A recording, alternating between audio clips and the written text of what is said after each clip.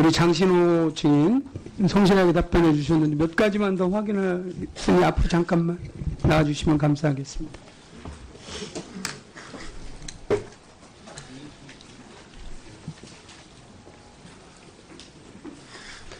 자, 아까 2007년도 미수나눔 대표 씨의 SD 어드바이저에게 195억을 빌려줬어요. 네. 그런데 2013년도 SD 어드바이저 대표로 이제 오셨어요. 네. 그러니까 채무 관계가 이제 그 중에 169억을 대손 처리했죠.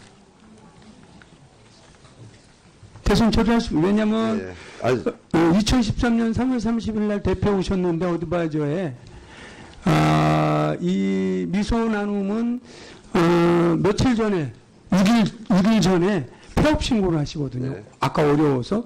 그러니까 돈 갚을 저기 없어지는 거잖아요. 네. 이럴 경우에 169억으로 어떻게 해서 처리한다고? 처리하셨겠죠. 대손 처리를. 그죠? 네. 장부에 남아 있었는지 어쩌는지 모르겠지만. 저희 자금부 쪽에서 아마 그건 처리했을 텐데 그 방식은 저도 정확하게. 그죠. 예. 그런 것도 좀 명확하지가 않고, 또 혹시 증인이 2008년도에 분양 광고를 한 적이 있나요? 포스코 그 건물 예, 예.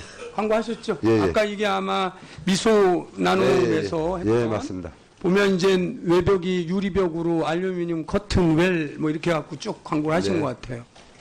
그런데 실제 현재 오늘 이 시기에는 전면 흰색 콘크리트 외벽으로 돼 있죠. 예, 예, 그러니까 맞습니다. 이럴 때 그 혹시 그 오피스텔 외관 변경, 설계 변경을 해서 이렇게 정상적으로 했나요? 그거는 제가 실물을 그때는 보지 않을 때라서 그건 전 실무 본 친구들한테 네. 한번 확인해 봐야 될 것 같습니다. 근데 실제로 인천경제자유구역청에 예. 설계 변경 신청한 적이 없어요. 아, 그러니까 그렇습니까? 자꾸 이게 소송이 걸리는 거야. 예, 예, 원래 맞습니다. 이렇게 유리벽이고 멋진데 콘크리트로 네. 이런 상황이고요. 그래서 어쨌든 내년도까지 이제 6년을 네. 연장을 시켜오고 네.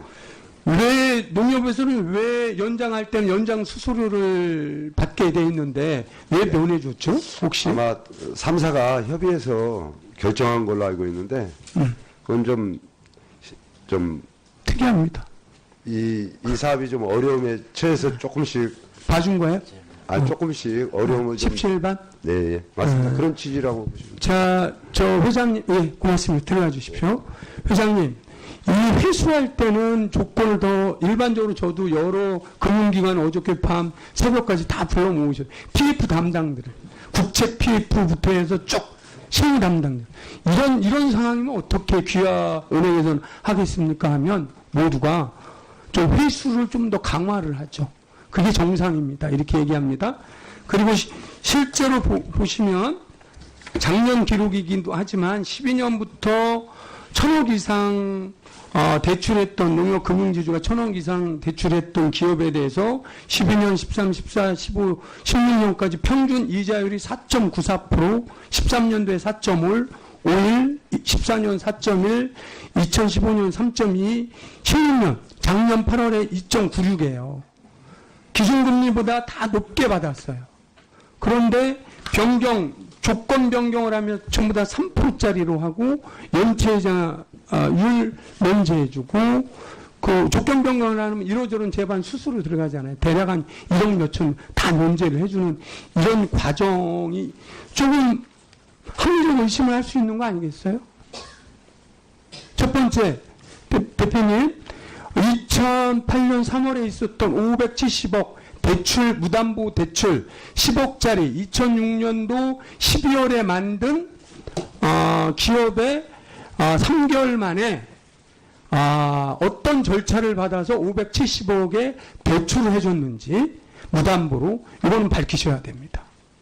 두 번째, 정상적으로 뭐 협의했다고 제가 쭉 설명을 드렸잖아요. 그런데 어쨌든 조건에 있어서 두 가지. 하나는 포스코가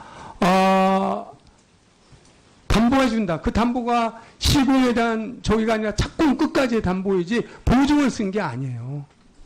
두 두 번째, 솔로몬에서 한동을 사겠다. 이 두 가지 조건으로 인해서 조건부 대출했는데 두 개가 다 안 맞는 거죠. 심지어는 어떤 경우가 생겼느냐면요. 2008년, 2009년 SD 어드바이저 감사 보고서 보면 이렇게 되어 있습니다. 전자 공시 시스템을 통해서 8년도, 9년도 감사 보고 보면 당사는 시공사인 주 포스코 건설로부터 농협중앙회의 채무를 상환 기일까지 상환하지 못할 경우 동채무를 인수하는 보증을 제공받고 있습니다. 라고 2년 동안이나 명기를. 이건 허위사실입니다. 그래서 감사보고서에 우발사항 이렇게 지적을 합니다. 차주가 작성하여 땡땡 회계법인에 제출하면 이를 바탕으로 땡땡 회계법인이 검토하여 의견을 제시한 거고 회계사의 단순 실수로 판명했다라고 이렇게 무마해버립니다. 이런 일이 가능합니까? 이걸 보고 분양하러 들어오는 분들이 있을 텐데 그렇지 않아요?